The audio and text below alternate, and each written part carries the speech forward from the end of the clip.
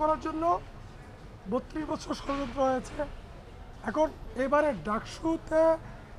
ডাকসু নিরপেক্ষভাবে ইলেকশনটা করবেন কি না, যে পরিস্থিতি দেখা যাচ্ছে, যে আপনারা শুনেছেন আমার আগে পরের বক্তার কথা শুনেছেন, যে ওনারা যে বিষয়গুলো এনেছেন, অভিযোগগুলো এনেছেন, সে অভিযোগগুলো ঢাকা বিশ্ববিদ্যালয় কর্তৃপক্ষ, নির্বাচন কমিশনার সুরাহা করবেন কিনা দ্রুততম সময়ের মধ্যে, একটা। 2 নম্বর হচ্ছে এবারে যে ডাকসু, এই ডাকসু হওয়ার পরে যে ডাকসু হবে, এই নিশ্চয়তা ঢাকা বিশ্ববিদ্যালয় প্রশাসন ছাত্রছাত্রীদেরকে দিবে কিনা। 28 বছর ডাকসু হয় নাই, আমরা ছাত্র আন্দোলন করেছি, ডাকসু চাই আন্দোলন করেছি।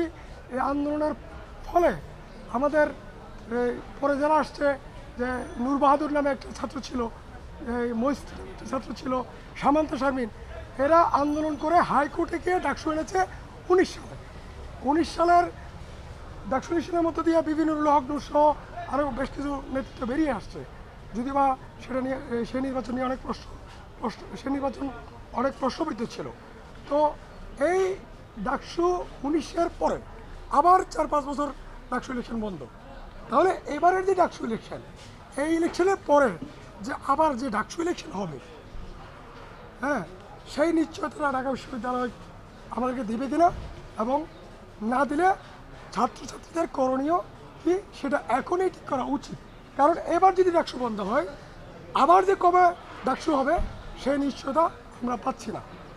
3 নম্বর হচ্ছে সন্ত্রাস নির্ভর রাজনীতি, সন্ত্রাস নির্ভর ছাত্র রাজনীতি, হ্যাঁ, হই হই মার্কা ছাত্র রাজনীতি, যে লেজুর ভিত্তিক ছাত্র রাজনীতি, যেটা করে কি এখানে, এটা হচ্ছে ঢাকা বিশ্ববিদ্যালয়, এখানে আমরা সবাই পড়তে এসেছে সবাই। আমরা কি করি, দলের যে মূল নেতা, ওনার নামে স্লোগানে পুরো ঢাকা বিশ্ববিদ্যালয় ভরে যায়। শেখ হাসিনা ক্ষমতায় থাকলে ছাত্রলীগ স্লোগান দিবে শেখ হাসিনা, ছাত্রদল ক্ষমতায় থাকলে খালেদা জিয়া, ঠিক আছে। আবার ওই যারা গুপ্ত যেগুলো আছে, এরা ওদের মতো করে স্লোগান দিবে। তো এই যে এগুলো করে ঢাকা বিশ্ববিদ্যালয়ের পরিবেশটাকে যে নষ্ট করা, এই নষ্টামির রাজনীতি থেকে ছাত্র সংগঠনগুলো বের হয়ে আসবে কিনা, সিট পলিটিক্স যে সহ এখানে যে নষ্ট রাজনীতিটা হয়, সেখান থেকে ছাত্র সংগঠনগুলো বেরিয়ে আসবে কিনা, ছাত্র সংগঠনগুলো থেকে আমরা সেই নিশ্চয়তা চাই। আবাসন সংকটকে কেন্দ্র করে সবচেয়ে বড় সমস্যা তৈরি হয়েছে, ঢাকা বিশ্ববিদ্যালয়ের বেশিরভাগ সম্পত্তি বেহাত।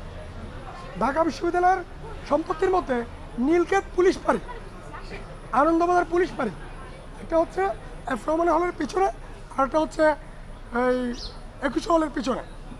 এই বিশেষ করে এই দুইটা ঢাকা বিশ্ববিদ্যালয়ের সম্পত্তি পুলিশ দখল করে রেখেছে।